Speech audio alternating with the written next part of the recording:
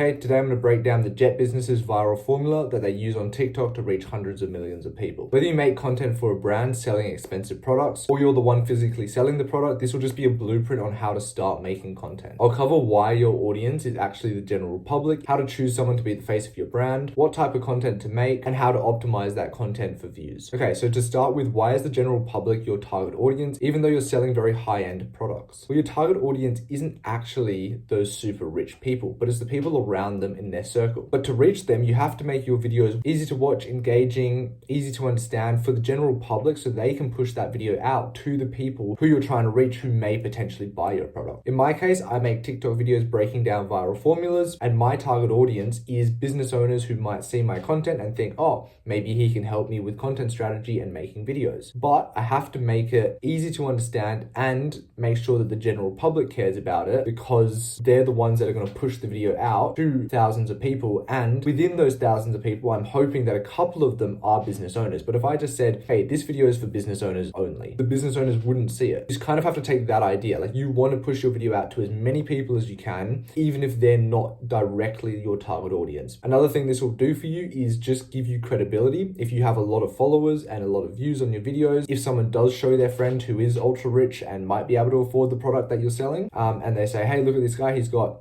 100,000 followers, for example, it's going to hold a lot more weight than if they say, hey, check out this guy, he does jewelry and you have 60 followers. It also just makes it easier for them to trust you if they can see who's running it, how it's being run, some of the products that are being made. Okay, so the next step is choosing someone to be the face of the brand. Ideally, this is someone who's been in the industry for a long time and has stories about the industry, knows the product inside out, could potentially show some of the sales meetings with clients or this behind the scenes stuff that the clients go through. You just want someone who's well-rounded in the industry and just knowledgeable to represent you. Now, this isn't to say that they have to be the ones that run the TikTok by any means. They're probably busy. Grab your intern, get them to do all the logistics of setting up the account, posting, writing captions, setting up times to do the videos. Their job is not to be the face of your brand, but purely to facilitate a place where the person who is an expert can tell their stories. This sort of leads into what type of content to make. For example, what Steve the Jet guy does. He gets his receptionist, I think. She comes and says,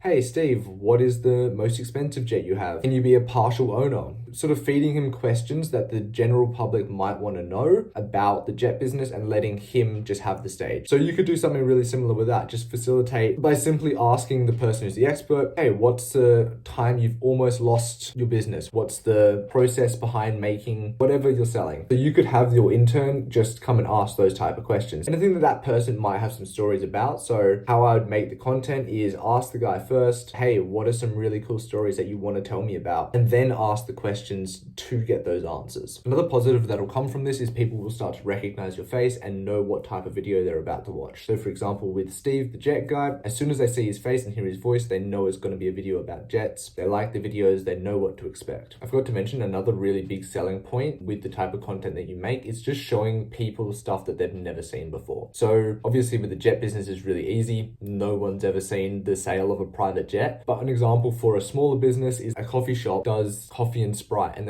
they try it with the customers. Just something that people have never seen before, has a bit of shock factor. You can also do this by adding the price at the beginning of the video. That leads me on to how to optimize for views. If you add the price at the beginning of the video, it will spark some type of emotion, good or bad. What Steve the Jet guy does a fair bit is start his videos on a sales call, and the first line will just be like, oh, I have a budget of 15 to 20 million. I want to see who is this person? What do they get for 10 to 15 million? But if they just said, hey, I want to buy a plane, it's like, I don't care about planes. The money factor shocks people. So you can do that with pretty much any high-end product. I'd always recommend putting the price at the start because it will elicit some type of emotion, whether it's good or bad. This will just get people talking, whether they're like, oh, I can't believe it's worth that much. It's definitely not. I wouldn't pay that. Or if they're saying, what can I get for $3.50? It does elicit emotion. They are your target audience, but they're not the type of people that are going to buy. So it doesn't really matter what they say if they're helping you push that video out, get getting new views, interacting with the video, just being engaged by it is basically what you're trying to do with the average person. Just to recap on what type of content to make, pretty much just show the viewers something they've never seen before, elicit some type of shock or reaction by mentioning price. That's probably the easiest way I found. Number 3, talk about stories in the industry. So ask what's the worst thing that's ever happened to you, maybe a time you almost got robbed or you almost lost the business, anything like that. When it comes to optimizing for views, I could give you 100 different little tips and tricks, like having subtitles under the chin so people can look at your mouth and read at the same time, having visual text at the start to add another layer to that, having a little Bing sound effect in the first 1 second, having hundreds of cuts inside of a 2-minute video just to keep it fast paced, using simple words. But instead of just giving you random tips and just being like, make your videos fast paced, like it's not a very specific tip. The best piece of advice that I could give is make 1 or 2 different signature style series. So it's a video that is basically the same again and again and again. It just has 1 or 2 different variables. So an example would be the intern interviewing the person who's the experienced one in the brand, and the variable would be the question that they ask, but the format is the exact same every time. So it's basically like a formula or like a template that you can just recreate again and again